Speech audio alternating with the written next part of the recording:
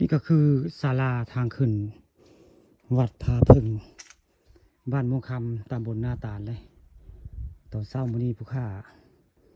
ป่าตะข้ามผสมพามาเบิ่งศาลาทางขึ้นวัดผาพึ่งบ้านม่วงคำตำบลหน้าตาลล่ะนี่คือทางขึ้นวัดเพิ่นเลยนี่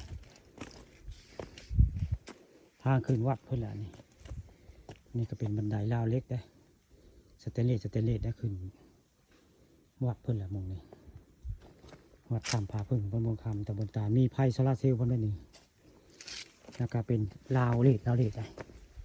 ผู้ข้ามาประจำหมู่วัดนี่มาอยู่เรื่อยวันนี้ก็เลยมาอีกแล้วนานแล้วบ่ได้มาพึ่งแล้วบ่ได้มามื้อนี้ได้มาเลยมาบริเวณวัดผาพึ่งนี่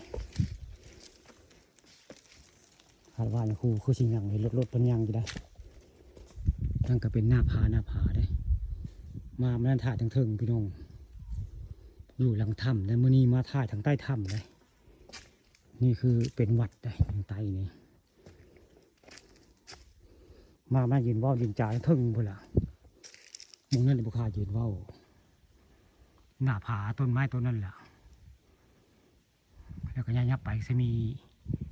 ต้นไม้มะขามได้ที่บุคคายืนว่าวยืนจ่าอยู่หน้าผาสูงกว่านะมองนี้วันนี้มาถ่ายทางใต้ได้เอาภาพทางใต้มาให้เบิ่งนี่แหละวัดผาพึ่งบ้านม่วงคำตำบลนาตาลได้ข้าพเจ้าสร้างแปลงเห็ดพายนำรุ่นบริเวณท่าเพแล้วก็เป็นสถานที่ท่องเที่ยวล่องเรือท่าเพขึ้น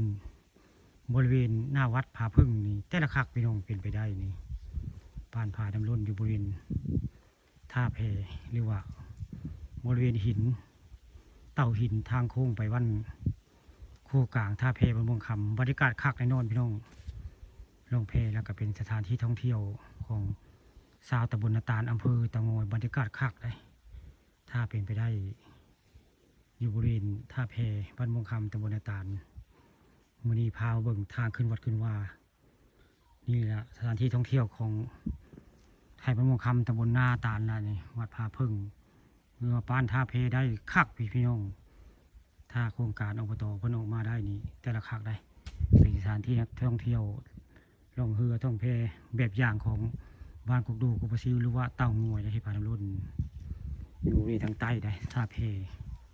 บรรยากาศคักแน่นอนพี่น้องมีคนมาเที่ยวเพราะว่ามันคือบรรยากาศคัก